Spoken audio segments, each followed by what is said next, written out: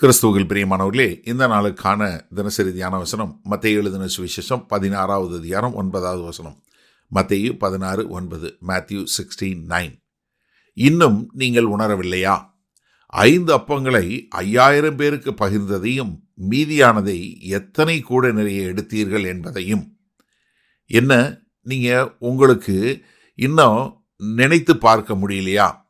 என்ன, ஒரு ஆவிக்குரிய முறையில் நீங்கள் நினைத்து பாருங்கள். ஏன்னா அவங்க அப்பத்தை குறித்து கவலைப்படுறாங்க, எதை மறந்துட்டாங்க. இப்போ தான் கொஞ்ச நாளைக்கு முன்னாடி அவர் 5 அப்பத்தை எடுத்து 5 அப்பம் 2 மீன் எடுத்து 5000 பேருக்கு போஷித்தது. அப்போ என்னென்னா, நீங்கள் இன்னும் உணரலையா அப்படிங்கும்போது என்னென்னா, உண்மையுள்ளவர்களாக திரும்பி பாருங்க. இப்போ கர்த்தர் உங்களுக்கு ஏற்கனவே கொடுத்துருந்தாருன்னா இப்போ ஏன் உங்களுக்கு சந்தேகம் வருது? அப்போ என்னன்னா, என்ன தெரியுமா பயம் வருவதற்கு ஒரு முக்கியமான காரியம்? மறதி தான். கர்த்தர் செய்த அதிசயங்களை, அற்புதங்களை மறக்கும்போது உங்களுக்கு பயம் உண்டாகும். அதனால தான் நீங்கள் மறுபடியும் சிந்தித்து பார்த்து கர்த்தர் செய்த நன்மைகளை நினைத்து பார்க்கும்போது என்ன உண்டாகிறது? திட நம்பிக்கை உண்டாகிறது. எப்போ தெரியுமா விசுவாசம் வளரும்? நம்ம கர்த்தர் என்ன செய்தாருங்கிறத நம்ம திரும்பி திரும்பி பார்க்கும்போது தான் நமக்கு கர்த்தர் பேரில் நமக்கு விசுவாசம் கூடிக்கொண்டே போகும்.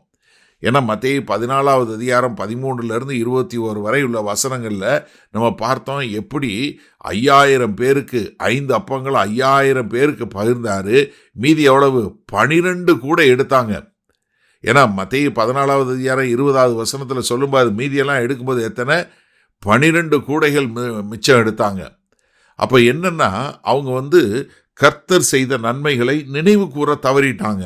அவங்க நினைத்து பார்க்க 77வது சங்கீதத்தில் 11-12வது வசனம் பாருங்க. கர்த்தருடைய செயல்களை நினைவு கூறுவேன். காரணம் என்ன? அப்போதான் எனக்கு கர்த்தர் பேரில் ஒரு விசுவாசம் உண்டாகும். உம்முடைய பூர்வ காலத்து அதிசயங்களையே நினைவு கூறுவேன். இப்போ இல்லை, பூர்வ காலத்தில் நீங்கள் ஆதியிலிருந்து செய்த அதிசயங்களை நான் நினைவு கூறுவேன். அப்போ 12வது, உம்முடைய கிரியைகளெல்லாம் தியானித்து உம்முடைய செயல்களை யோசிப்பேன் என்ற. என்ன, நான் கர்த்தர் செய்த அதிசயங்களையும் கர்த்தர் செய்த செயல்களையும் அவர் செய்த கிரியையெல்லாம் நான் என்ன செய்வேன்? யோசித்து பார்ப்பேன், அதை நினைத்து பார்ப்பேன், அதை நினைவு கூறுவேன்னு சொல்லக்கூடிய ஒரு காரியம். அப்போ என்னன்னா, கர்த்தர் செய்த காரியத்தை நினைவு கூற மறந்துட்டாங்க. இப்போ அவங்க 5000 பேருக்கு கொடுத்தாரே, மீதி 12 கூட எடுத்தமே. எப்போ வேணாலும் தேவனாகிய கர்த்தர் நம்ம கூட இருக்கிறாரு. அதனால நமக்கு எப்போ பசின்னு சொன்னாலும் எப்போதுனாலும் சரி அவர் நம்மளை போஷிப்பார் அப்படிங்கிற ஒரு காரியத்தை தேவன் பேரில் நம்பிக்கை வைக்க தவறிட்டாங்க. காரணம் என்ன? நமக்கு ரொம்ப ஈஸியாக மறந்து போய்விடும். அதனால தான் ஆண்டவர் என்ன சொல்றாரு? நீங்க இன்னும் உணரவில்லையா? எனக்கு அருமையான சகோதரனே, சகோதரி, இந்த நாளில் இந்த வசனத்தை நம்ம எப்படி எடுத்துக்கொள்வது? நீங்க உணர்ந்தீங்களா? கர்த்தர் செய்த மகா பெரிய அதிசயமாகிய உங்களுடைய ரட்சிப்பை குறித்த ஒரு பெரிய மகத்துவமான காரியம் உங்க இருதயத்தில் இருக்கா? என்கிட்ட ஒண்ணுமே இல்லாத போது, என்கிட்ட எந்த நன்மையும் இல்லாத போது, நான் அவ்வளவு மோசமான ஒரு பாவியாய் இருக்கும்போது என்னை தேடி என்னை மீட்டெடுத்த என் தேவனே, உமக்கு கோடான கோடி நன்றி என்று சொல்லக்கூடிய அந்த அதிசயத்தை மறந்துட்டீங்களா?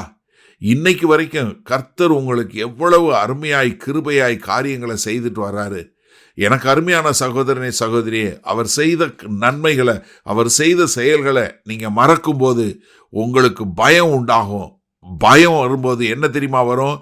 இதுவரை கர்த்தர் செய்யாத, இதுவரை செய்து முடிக்காத, இல்லை உங்க முன்னாடி செய்து முடிக்காத காரியங்கள் உங்களை அப்படியே கட்டி போடக்கூடிய ஒரு கிரமை இதில் கொண்டு வரும் சேரும்.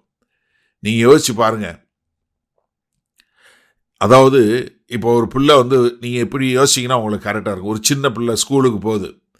காலையில் எந்திரிச்சு அந்த பிள்ளை, ஐயோ நான் சாப்பாட்டுக்கு என்ன பண்ணுவேன் அப்படின்னு சொல்லி பதறக்கூடிய காரியம் பார்த்துருக்கீங்களா? இல்லை. ஏன்? ஒவ்வொரு நாளும் அவங்க அம்மாவும் அப்பாவும் உட்காந்து எப்படி காலையில் சாப்பாடு பேக் பண்ணி அந்த பிள்ளைக்கு என்ன பிடிக்குன்னு சொல்லி அவங்க ஸ்கூல் பேக்கில் வச்சு விடுற போது அந்த பிள்ளை உட்காந்து பதறுமா? என்ன காரணம்?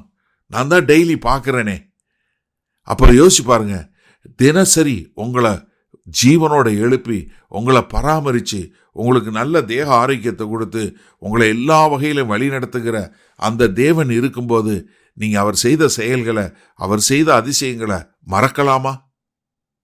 எனக்கு அருமையான சகோதரனே, சகோதரியே, ஒரு நிமிஷம் கர்த்தர் செய்த செயல்களையும் அதிசயங்களையும் நினைவு கூர்ந்து பயத்தை வெளியேற்றி ஒரு விசுவாசத்தில் திடப்பட்ட மக்களாய் வருவீர்களா? மகா கிருபையும் இரக்கம் நிறைந்த எங்கள் தேவனே, நீர் அதிசயங்களின் தேவன், அற்புதத்தின் தேவன். உம்முடைய செயல்கள் பயங்கரமானவைகள். ஆமாண்டவரே, இதோ எங்களை ரட்சித்து எங்களுக்கு எல்லாவற்றையும் கொடுத்து உம்முடைய நன்மைகளால எங்களை நிரப்பி ஆண்டவரே வழிநடத்தி வருகிறீங்களே, நாங்கள் எங்களுடைய நீங்கள் செய்த அதிசயங்களை மறவாதபடி ஆண்டவரே நாங்கள் எப்போதும் உம்முடைய அதிசயங்களை முன்னாக நிறுத்தி ஓட எங்களை ஒப்புக் கொடுக்கிறோம். மீட்பெரும் இரட்சகருமாகிய இயேசு கிறிஸ்துவின் மூலம் பிதாவே, ஆமேன். கர்த்தர் உங்களை ஆசீர்வதிப்பாராக. நாம் இன்று மாலை மன்னால சந்திப்போம்.